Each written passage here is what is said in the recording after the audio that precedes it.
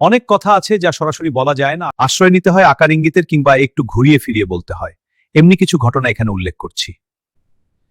মেহমানকে খাওয়ানোর যখন ইচ্ছে নেই, সেক্ষেত্রে গৃহকর্তা বলতে পারেন, ইস ভাইজান এমন দিনে এলেন, আজ সকাল থেকে চুলায় গ্যাস নেই, কি যে করি, কি দিয়ে যে আপনাকে আপ্যায়ন করি। এ অবস্থায় হয়তো কোনো বেশরম গৃহকর্তা এমনও বলতে পারে, ঘরে নেই গিন্নি, কি যে করি, ঘরে নেই মুড়ি, থাকলে না হয় গুড় পাশের বাড়ি থেকে এনেই আপনাকে আপ্যায়ন করা যেত। স্ত্রী শপিং এ যাবে কিন্তু না বলতে পারছেন না।